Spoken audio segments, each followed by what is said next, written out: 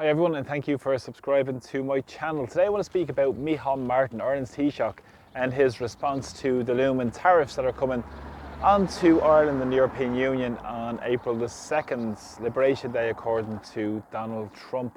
Now, Micheál Martin has been tied up in knots with a lot of the political establishment around this as well. We've seen the issues arising in terms of the big pharmaceutical companies and the corporations and our reliance on the multinationals for years and years and years. And this has been the drive in the Irish economy towards the so-called small open economy. But essentially it's become a tax haven which has benefited the corporations at the expense of ordinary people. And of course this has been pursued through the European Union agenda and their neoliberal agenda in terms of privatising and selling off and to our resources to the highest bidder. And of course it didn't funnel money into people in Ireland. What it did was it enhanced the coffers of the multinationals and the global corporations and the billionaires at the expense of ordinary people. Now, fundamentally, Micheál Martin has been talking about the big pharmaceutical companies.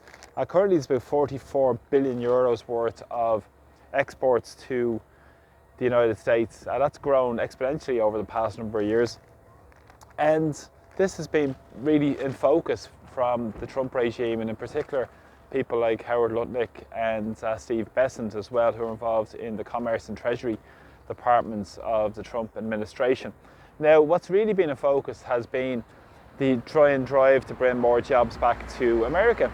Now, this has been a real tenet of the Trump campaign, and the focus will be on bringing a lot of that work back to the United States for the manufacturing work as well. But of course, all the globalized economies are so interrelated now that they're going to be reliant on keeping some sort of base here because of European markets. But fundamentally it's going to have impacts on Ireland in terms of the exports and the tariffs that are going to be placed as well, because for years the European Union has been pursuing a policy of export subsidy, which is essentially not putting VAT on any exports that go out of the European Union.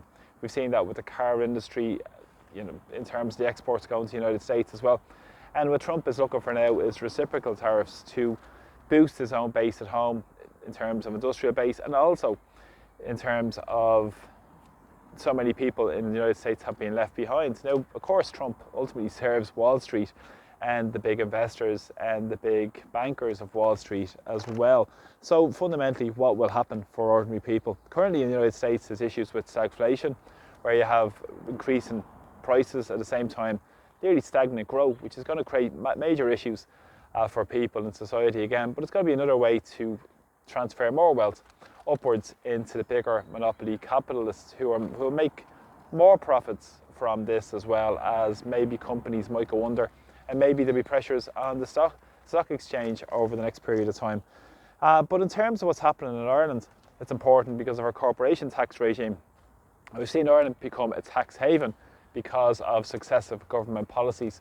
And most recently we saw the Apple tax case, where over 18 billion euro was Ireland campaigned and brought legal challenges not to take that money back to Ireland. And of course now they're trying to decide how they're going to spend it. We had record exchequer returns in the last year. We've seen the record budget surplus as well, and also it's been the reliance on the corporation tax model as well. So again, fundamentally what's going to change is it's going to be a tax, and a broadening of the tax base we're talking about is to tax ordinary people again, and small businesses probably out of existence as this develops, and the drive towards more mergers and acquisitions will happen as well. And ordinary people really fundamentally will be impacted by this because of the slashing of public services, which will undoubtedly come. But of course, the Irish government will be all too willing to keep supporting the military industrial complex in the European Union, and will claim when the growth GDP figures if they start increasing at some point, it's all down to their great policies, where everybody had to tighten their belts and we have to put the shoulders to the wheel and the national interest. Where have we heard this before? But in terms of what's happening here in Ireland, Ireland currently is the second most expensive country in Europe for prices. We've seen that in terms of record inflation in the last number of years, and of course prices are still increasing. 2 to 3% are very conservative figures, and they're saying inflation is moderating and it's declining, but it's still increasing at record levels. If you look at a basket of 25 commonly purchased shopping items, they've grown by over 33% in the last 3 years. That is absolutely extortionate. When you consider the profiteer that's taking place, and again, ordinary people, and really fundamentally people who are struggling most of all, pay a huge percentage of their income on value-added tax, which goes into the exchequer. But of course, proportionally, the ones who get away with it are the very top of society and the billionaires essentially, which pay very little tax and use every sort of loophole to avoid paying tax, much the same as those corporations as well. And at the same time, consumer sentiment is down in Ireland. That's according to the Irish League of Credit Unions, which states people are scared or scarred because of previous financial crashes. We've seen that with the crash back over 2008, 2009, 2010, where over 43% of the bank of debt was foisted on the people of Ireland. And of course, austerity impacted working class people most of all, with the slashing of basic public services. Now, fundamentally, this is the agenda that's going to be pursued again over the next period of time by the political establishment. And also, they talk about growth forecasts being declined as well, because if you look at that, EFSI are even saying up to 3%, probably 4% could be slashed off it. So stagflation is coming to the European Union and coming to Ireland as well. Now, of course, Micheál Martin will keep pushing this agenda and say we have to work together in the European Union and all this type of nonsense, because they're just lapdogs for a vassal state, essentially, which they've become of the United States, rather than building a strong indigenous domestic economy that's resilient. But also what's important is the fact that the national debt and the amount of money that's being funneled out of Ireland day by day, up to 15 billion euro of the latest budget figures, are being funneled out to Ireland to fund off this, pay off this extortionate national debt, one of the highest debt to GDP ratios across the Western world in Ireland.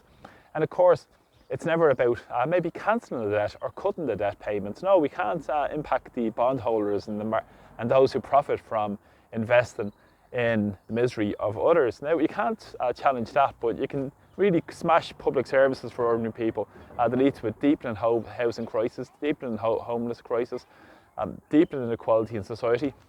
But Micheál Martin is a fully signed up member of pursuing this agenda, and rather than focusing on building a strong domestic economy which focuses on our essentially our small businesses and medium enterprises and supporting the property, the focus has wholeheartedly been on foreign direct investments and the multinationals, and it's coming home to roost because of these failed policies. We need to build from the ground up in Ireland, support indigenous communities, support indigenous businesses, and not sell off our resources or really give them off, hand them off for next to nothing to the European Union with our fisheries industries, so much of our agriculture industries, and it'll open the opportunity to build more developments in terms of what the Irish government want to do is to open up the CETA deal, the Mercosur deal, which is going to have huge implications for ordinary people. So more profits are going to be funneled up to the top, more misery, more inequality is going to come because of this. But now's the chance to change in Ireland.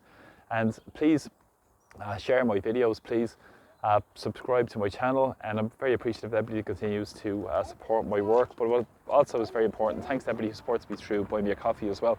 I know in the recent number of days there's been Gavin, Marie and Elizabeth has supported me through that channel platform as well, and links to be in the comments at the end of this video, so I'm very grateful. But keep speaking out and use whatever platforms you have to speak out, have the conversations in your communities about what's really going on and how we're being sold up this money by the Irish political and media class at the interests of the billionaires and the corporations. Thanks for the support, and slán. Take care.